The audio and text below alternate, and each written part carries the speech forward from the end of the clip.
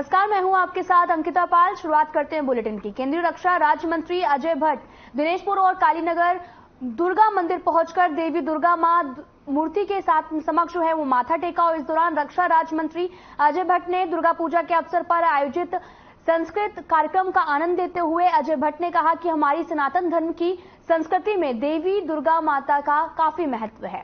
दुर्गा देवी मां शक्ति दायिनी मां है और उन्होंने कहा कि हमारे उत्तराखंड में दिनेशपुर शक्ति फॉर्म रुद्रपुर क्षेत्र में दुर्गा माता की पूजा के अवसर पर पश्चिम बंगाल जैसा माहौल बन जाता है।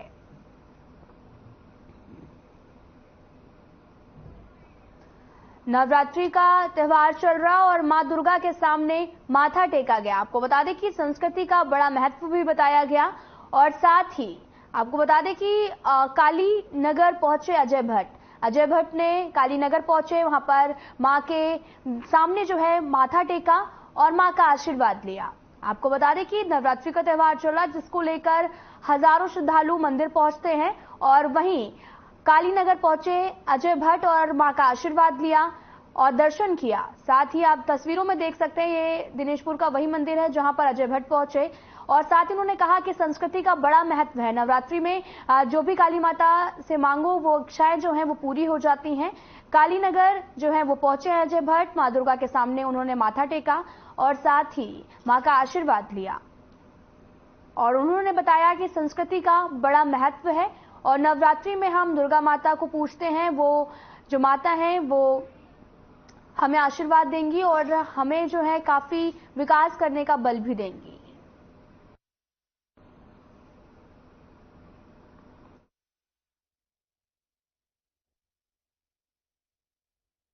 जो भी कमेटी कहेगी वो हम करेंगे, कमेटी कुछ भी बोले वो हम करेंगे, क्योंकि माँ के लिए जितना भी किया जा सके वो कम है। सब तो कराने वाली माँ ही है, तो जैसा जैसा कमेटी का आदेश होगा उसमें हम कहीं पीछे नहीं रहेंगे। बहुत बहुत धन्यवाद। मेरे अंदाज से कोई गलतफहमी हुई है, आशा करता हूँ कि आप सभी को पसंद आया होगा। कहते हैं कि हिंदुस्तानियों का जो नशा है ना, ये तो अखबारों में छपा है, लेकिन एक कलाकार का जो नशा है आपके तालियों में होता है। तो इनके पास नशा कितना लिया? तो वन टाइम पासवर्ड में यह है कि जो कुछ हमने लिखा था उसको दोबारा से हम देंगे, फिर बैंक उसे अप्रूव कर रहे हैं। तो वो है वन टाइम पासवर्ड, पहली बार हुआ है। उसमें थोड़ी बहुत 10-20 लाख बची होंगी, वरना मैंने तो सारे दे दिए और अखबारों में आए हैं बाकायदा। अजय भाई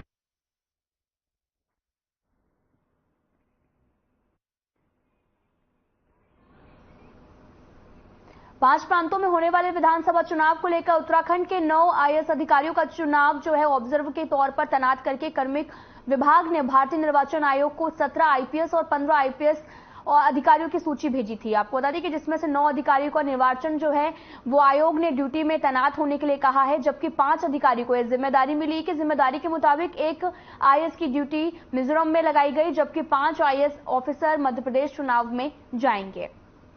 और अगर बात की जाए 3 अधिकारियों की तो वो छत्तीसगढ़ में ड्यूटी देंगे। आपको बता दें कि 9 चुनाव ऑब्जर्वर की जो है वो ड्यूटी लगाई गई है और चुनाव आयोग को सूची भी भेज दी गई है, जहां पर चुनाव की तैयारियों में जुटा है प्रशासन। भारत निर्वाचन आयोग हमसे कार्मिक डिपार्टमेंट से प्रपोजल मांगा जाता है।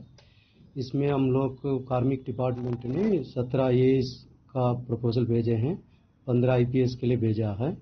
इनमें से अभी तक 9 आईएएस के लिए ड्यूटी आया है, ऑब्जर्वर ड्यूटी के लिए, और 5 पुलिस आईपीएस के ड्यूटी आए हैं। ये लोग विभिन्न स्टेट में जो ड्यूटी अलॉट किए उस स्टेट में जाएंगे। जो भारत सरकार का जो गाइडलाइन है उसका जो मार्गदर्शन है उसके अनुरूप कार्रवाई करेंगे। उत्तराखंड की लोक संस्कृति और परंपराओं मौजूदा समय में विलुप्त की कगार पर है, जिसको बचाने के लिए प्रदेश और केंद्र सरकार अपने अपने स्तर पर काम कर रही है, मगर पहाड़ों से होते पलायन के चलते इस मुहिम को गति नहीं मिल पा रही। आपको बता दें कि जिसको देखते हुए कुछ क्षेत्रों में स्थानीय युवा अपनी परंपराओं और लोक संस्कृति को बचाने के लिए लगातार प्रयासरत है, जिसके चलते इन युवाओं द्वारा समय समय पर कई कार्यक्रम और जागरूकता अभियान भी चलाया जाता है। इसी क्रम में कोटी खत विश्वविद्यालय में भी आगामी दशहरा पर्व के मौके पर 2 दिवसीय खेलकूद प्रतियोगिता और साथ ही सांस्कृतिक कार्यक्रम का आयोजन किया गया, जिसकी जानकारी देने के लिए कार्यक्रम आयोजन समिति द्वारा पत्रकार वार्ता भी आयोजित की गई।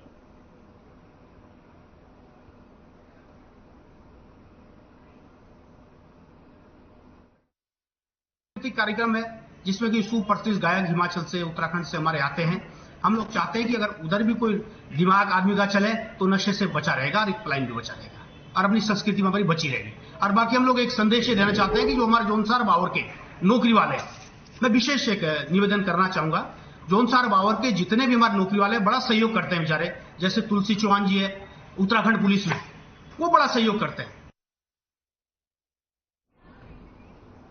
तो वहीं हल्द्वानी में आकृति सोसाइटी द्वारा बुलाई गई प्रेस कॉन्फ्रेंस में पत्रकारों के सामने हाई वोल्टेज ड्रामा हो गया। आपको बता दें कि प्रेस कॉन्फ्रेंस बुलाने वाली समिति पत्रकारों के सवालों के जवाब नहीं दे पाई और उनको इस बारे में जानकारी नहीं थी कि उनको प्रेस कॉन्फ्रेंस में बुलाए जाने के पीछे का उद्देश्य क्या है। इस प्रेस कॉन्फ्रेंस में पूर्व कैबिनेट मंत्री और गदरपुर विधायक अरविंद पांडे की नैनीताल ऊधम सिंह नगर लोकसभा सीट से दावेदारी प्रस्तुत की गई, जिसके बाद में पदाधिकारी आपस में उलझ गए और ऐसे में पदाधिकारी भी तितर बितर नजर आए और प्रेस कॉन्फ्रेंस छोड़कर जाने लगे।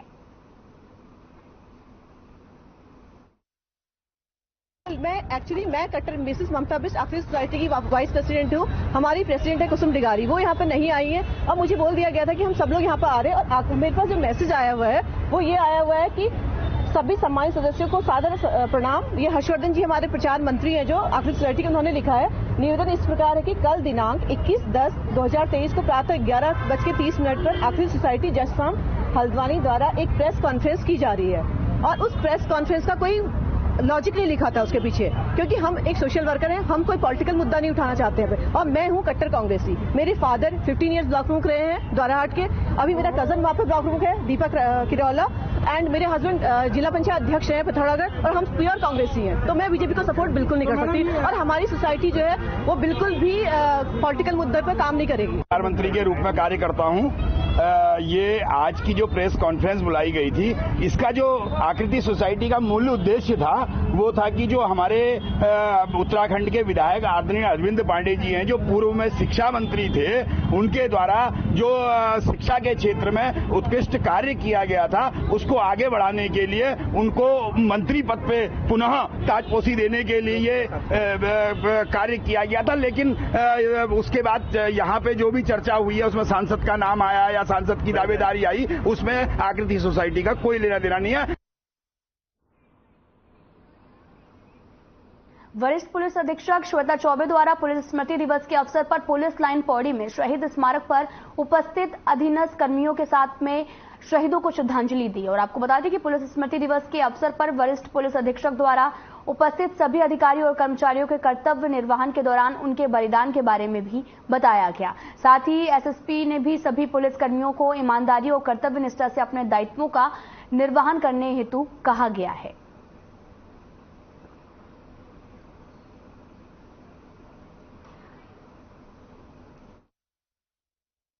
अक्टूबर को पूरे भारतवर्ष में पुलिस स्मृति दिवस के रूप में मनाया जाता है। आज हम उन पुलिसकर्मियों को सम्मान देते हैं जिन्होंने देश की सेवा में अपना जो जीवन है उसको बलिदान दिया है और पिछले एक वर्ष में 189 पुलिसकर्मी ऐसे थे पैरामिलिट्री फोर्सेस से भी रिलेटेड हमारे।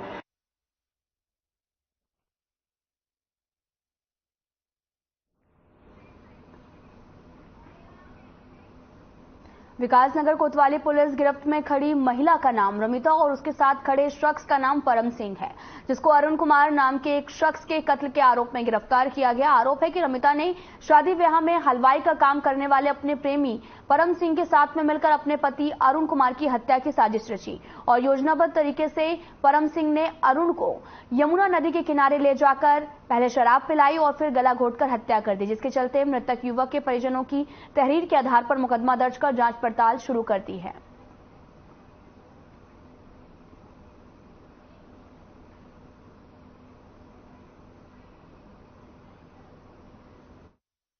विकासनगर थाना क्षेत्र में यमुना नदी में एक अज्ञात व्यक्ति का शव मिला था दिनांक 19 तारीख को और इस सूचना पर पुलिस द्वारा पंचायतनामा भरा गया। तो उसके गले पर कुछ निशान थे जो संदिग्धता प्रकट कर रहे थे, लेकिन उसकी उस समय शिनाख्त नहीं हो पाई। अगले दिन इसकी शिनाख्त जो है अरुण नाम से हुई, जो लोकल वहाँ का निवासी है और उसके भाई की तहरीर पर हत्या का मुकदमा दर्ज किया गया। क्योंकि मुकदमा अज्ञात में था इसलिए हमने जो है पीछे बैकगेट की सीसीटीवी फुटेज और अन्य स्रोतों से जब जानकारी करी तो इसमें एक संदिग्ध नाम इसमें परम नाम का है जो अमरोहा का रहने वाला था। और जब उससे सख्ती से पूछताछ की गई तो उससे द्वारा बताया गया कि वह मृतक की पत्नी के साथ पहले शादी में कहीं मिला था और सबसे उनकी जान बचा थी। और जो उसके द्वारा बताया गया कि मृतक जो है अपनी वाइफ को परेशान करता था और उससे पीछा छुड़ाने के लिए उसने अपनी प्रेमिका के साथ मिलकर जो है ये षड्यंत्र रचा और उसकी शराब पिलाने के बहाने उसको ले गया और जहां गमछे से उसकी गला दबा के हत्या कर दी और हत्या करने के बाद शव को यमुना नदी में फेंक दिया था।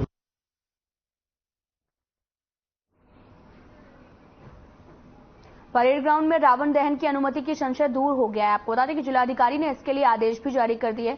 बनु बिरादरी दशहरा कमेटी की ओर से यहां पर रावण का पुतला बनाकर दहन करने का प्रस्ताव रखा गया तो स्मार्ट सिटी अनुमति देने से पीछे हट गया। आपको बता दें कि स्मार्ट सिटी का कहना था कि रावण दहन होने से परेड ग्राउंड की खूबसूरती को नुकसान पहुंचेगा और इसके लिए रावण दहन को लेकर डीएम से अनुमति लेने के से जो है इनकार कर दिया था, लेकिन अब अनुमति मिल गई है।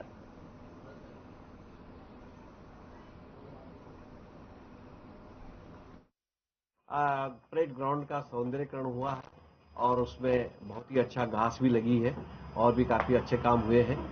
इसके लिए जिलाधिकारी ने कहा था कि इस घास से लेके अगर दशहरा दहन आप करते हैं, क्योंकि कोरोना काल में भी क्योंकि प्रथा को तो बनाए रखना हमारा दायित्व बनता है जो पूर्वजों ने हमको विरासत के रूप में दी है, उसको बनाने के लिए मैं संतोष भैया को बहुत बहुत शुभकामनाएं और बधाई देना चाहूंगा कि कोरोना काल में भी दशहरे का दहन किया गया, दशहरे रावण का दहन हुआ है और कुल मिलाकर के जिस तरह से जो है बन्नू स्कूल में उस समय किया गया था, किंतु उसके बाद फिर परेड ग्राउंड में ऐतिहासिक समय से ये चलता आ रहा है।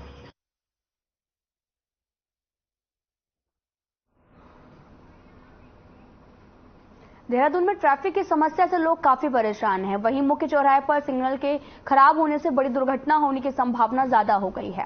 देहरादून आरटीओ एनफोर्समेंट शैलेश तिवारी ने बताया कि खासकर रात्रि के समय लाइट की व्यवस्था होना बहुत जरूरी है। ट्रैफिक सिग्नल के लिए परिवहन विभाग ने एक सर्वे भी किया, जिसकी रिपोर्ट हमने परिवहन मुख्यालय को भेज दी है। चौराहे पर एडवांस्ड इक्विपमेंट लगाने की जरूरत है, उनका भी ब्यौरा ले लिया गया है।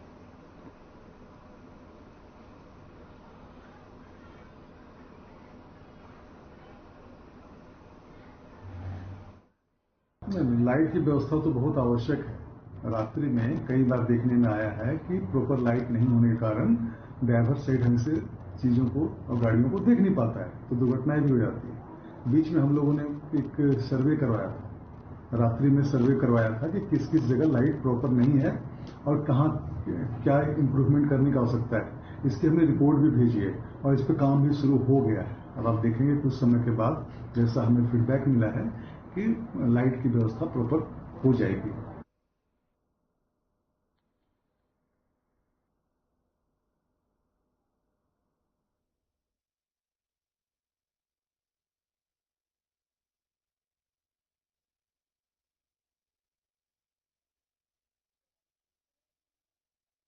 की जरूरत है और ट्रैफिक की समस्या लगातार बढ़ती जा रही है, जिसको लेकर देहरादून में जाम से लोग काफी परेशान हैं और जाम की वजह से लोग समय का जो फायदा है वो नहीं उठा पाते। एडवांस इक्विपमेंट की जरूरत है, ऐसा कहा गया है कि एडवांस इक्विपमेंट बनाया जाए ताकि यहां पर लगाया जाए ताकि जो ट्रैफिक की समस्या है उससे दूर हो सके, लोगों के समय की बचत हो सके और जाम से लोग परेशान ना हो। आए दिन देहरादून में जाम की समस्या से लोग परेशान रहते हैं, जिसको लेकर समय का जो अभाव भी रहता है और ट्रैफिक की समस्या लगातार बढ़ती जा रही है और जाम से लोग काफी परेशान हैं, जिसको लेकर लोगों ने कहा है कि एडवांस जो इक्विपमेंट हैं उनकी जरूरत है, वो लगाए जाए ताकि जाम की समस्या से लोगों को सामना जो है वो ना करना पड़े। आप टीवी स्क्रीन पर जो तस्वीरें देख रहे हैं वो देहरादून की हैं, जहां पर एडवांस इक्विपमेंट की जरूरत है ताकि जाम की समस्या लोगों को ना हो।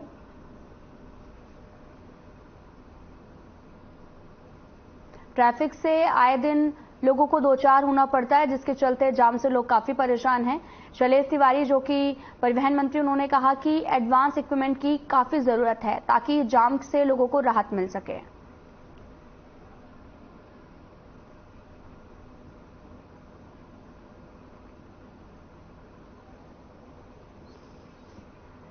आपको बता दें कि देहरादून में आए दिन जो है वो जाम की समस्या से लोग काफी परेशान हैं, जाम की समस्या से दो चार होना पड़ता है, जिसकी वजह से उनके समय की बर्बादी भी होती है।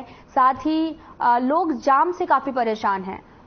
अगर बात की जाए एडवांस इक्विपमेंट की, तो यहाँ पर एडवांस इक्विपमेंट नहीं है, जिसके चलते परिवहन अधिकारी ने, शैलेश तिवारी, उन्होंने ट्रैफिक की समस्या से लोगों को दो चार होना पड़ता है, जाम से लोग काफी परेशान हैं, इसको लेकर एडवांस इक्विपमेंट की जरूरत बताई है। उन्होंने कहा कि एडवांस इक्विपमेंट होंगे तो लोग जाम से बचेंगे और लोगों का समय की बर्बादी भी नहीं होगी और साथ ही ट्रैफिक भी नहीं लगेगा। आप ये तस्वीरें देख रहे हैं टीवी स्क्रीन पर, ये देहरादून की तस्वीरें हैं जहां पर जाम से लोग आए दिन परेशान होते हैं, साथ ही समय की बर्बादी भी होती है और ट्रैफिक की समस्या लगातार बनी हुई है। जाम से लोग काफी परेशान भी रहते हैं।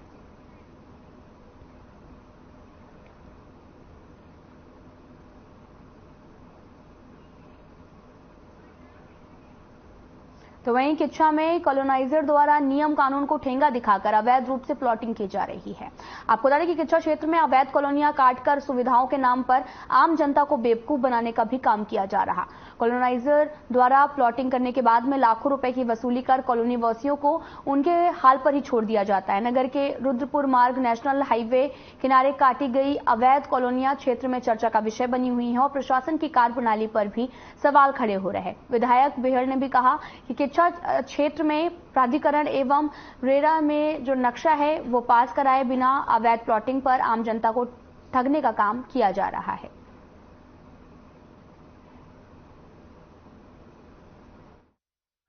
जो डेवलपमेंट के नाम पर जो कॉलोनाइजर काट रहे हैं वो अप्रूव्ड नहीं है। बहुत कम कॉलोनियां ऐसी हैं जो रेरा से अप्रूव्ड है और इतना डेवलपमेंट बिल्कुल नहीं है। वहां सड़कें हैं नहीं, पानी की योजना है नहीं, बिजली है नहीं, सारे लोग परेशान हैं। मैं बरसातों के दिनों में यहां देखो तो सारा दिन कॉलोनियों के लोग आते थे। अभी मैंने गांव का दौरा कर रहा हूं, अभी मैंने 40% भी नहीं किया है, दोबारा से शुरू किया है। पिछली बार साल पूरा एक एक गांव घूमा था, दोबारा घूम रहा हूं। तो सब जगह पे कॉलोनियां कटी हुई हैं और लोग जो है रोते हैं, साहब सड़क चाहिए, बिजली चाहिए, पानी चाहिए। तो विधायक या कोई कहां से लेके आएगा? आपको बता दें कि कार्य प्रणाली पर जो है वो सवाल खड़े हो रहे हैं क्योंकि अवैध रूप से प्लॉटिंग लगातार जारी है। रेरा से भी जो रजिस्ट्रेशन कराना होता है वो नहीं कराया गया, जिसके बाद में कानून को ठेंगा दिखाकर कार्य प्रणाली पे सवाल भी खड़े हो रहे हैं।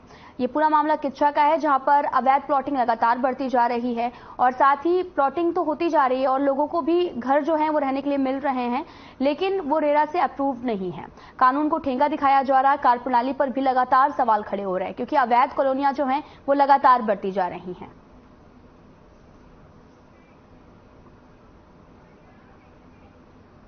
टनकपुर में नवयुवक रामलीला कमेटी की तरफ से कमेटी अध्यक्ष संजय पांडे के नेतृत्व में एक दिवसीय स्वास्थ्य शिविर का आयोजन किया गया, जिसमें कुल 30 मरीजों को कैंसर बीमारी से संबंधित जांच की गई। और आपको बता दें कि मेरठ से आए कैंसर विशेषज्ञ डॉक्टर पीयूष गुप्ता ने शिविर में आए लोगों को निःशुल्क जांच की और साथ ही कैंसर संबंधित लक्षणों के बारे में लोगों को अवगत कराया। और आपको बता दें कि साथ ही कैंसर की बीमारी से बचने के लिए लोगों को जागरूक भी किया गया। कि वहीं नवयुवक रामलीला कमेटी के मेला संचालक विशाल अग्रवाल ने बताया कि टनकपुर में कैंसर का कोई डॉक्टर नहीं होने के कारण यहां के लोगों को काफी दिक्कतों का सामना करना पड़ता है।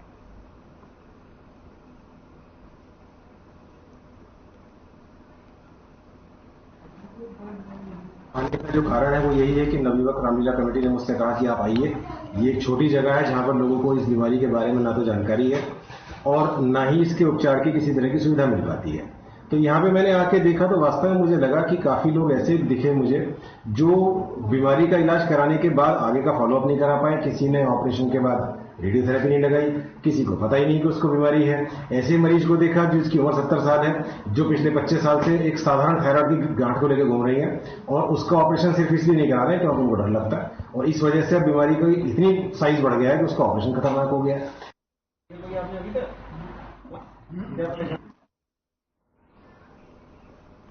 ऋषिकेश में चंद्रभागा पुल पर विवाद के बीच में पिस्तौल से हवाई फायर करने वाले पर्यटक सहित 4 पर्यटकों को कोतवाल खुशीराम मांडे की टीम ने ऋषिकेश बद्रीनाथ हाईवे पर 3 धारा के पास से गिरफ्तार किया है। आपको बता दें कि आरोपियों के कब्जे से पुलिस ने 2 हॉकी, 1 स्टंप और साथ ही उनकी निशानदेही पर देसी पिस्टल और 3 जिंदा कारतूस भी बरामद किए।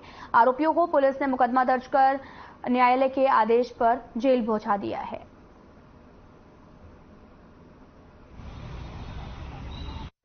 डंडों से लोगों को वहां पर हमला किया गया, जिस पर 307 धारा में किसी में मुकदमा दर्ज कर लिया गया था।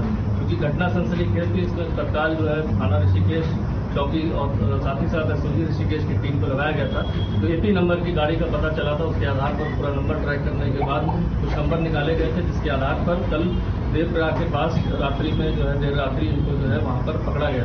पकड़ने के बाद पूछताछ में पूरे घटनाक्रम का पता चला। लाठी डंडे स्टिक्स उनकी गाड़ी से बरामद हुए। पुलिस से बचने के लिए वेपन को जो है जो इलीगल वेपन पिस्टल थी उसको कूड़ेदान में रास्ते में फेंक दिया गया था, उसको भी कल पुलिस ने रात्रि में बरामद कर लिया गया।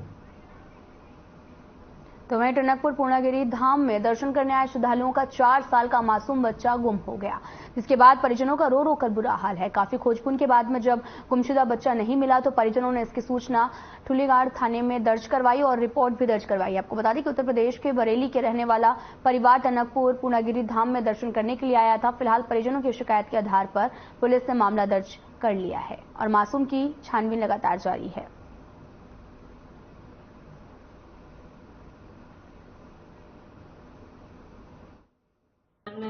हम समझे कि बच्चा हमारी मम्मी भाई के साथ में आगे निकल गया। हम भी मंदिर चली गए। अब हमने लौट के देखा तो मम्मी के पास मम्मी पहले आ गई हमसे उसी जगह पर लौट के। तो हमने बोला हम तो लेके गए नहीं है बच्चे को, तो हमें पता चला हमारा बच्चा मिसिंग हो गया है। फिर कहते हैं बाद में पता चला कि वो खो गया। हम ढूंढ रहे थे, सुबह से शाम हो गई ढूंढते वो मिला नहीं है। मतलब सीसीटीवी कैमरे में आया एक आदमी के पास है बच्चा हमारा।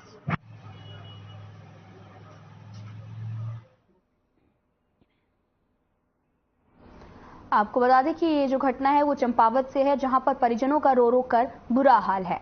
मासूम की तलाश में पुलिस जुटी हुई है। आप टीवी स्क्रीन पर जो तस्वीरें देख रही है वही बच्चा है जो खो गया है। किसी अनजान शख्स के पास में है ये बच्चा। आपको बता दें कि परिजनों का रो रो कर बुरा हाल है। परिजनों का कहना है कि पहले उन्हें लगा था कि वो हमारे परिवार के सदस्यों के साथ ही है, लेकिन वो बच्चा खो गया। मासूम की तलाश में पुलिस लगातार जारी है।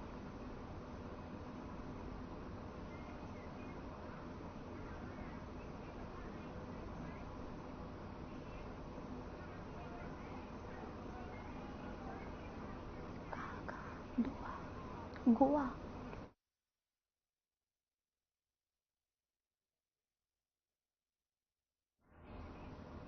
सीधे आपको लेके चलते हैं गोवा, जहां पर पुष्कर सिंह धामी क्या कुछ कह रहे हैं सुनाते हैं आपको। मुझे भी इनके साथ रहने का सौभाग्य मिला था। हमारे मुखर्जी निर्माण जी, संयुक्त सचिव भारतीय खेल संघ श्रीमती अलकनंदा अशोक जी, और हमारे पूर्व में खेल मंत्री रहे और जिन्होंने एक पल भी खेल से अपने को नहीं अलग किया,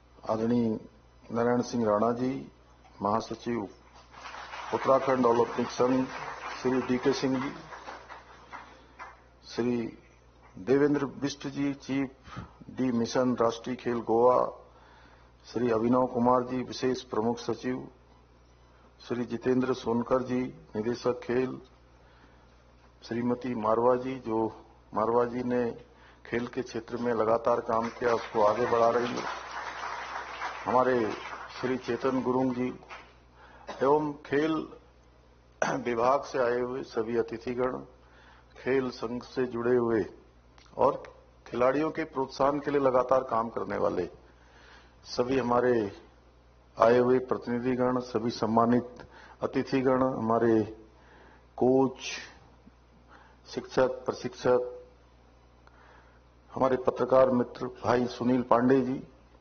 एवं सभी उपस्थित हमारे पत्रकार। फिलहाल इस बुलेटिन में इतना ही। नमस्कार।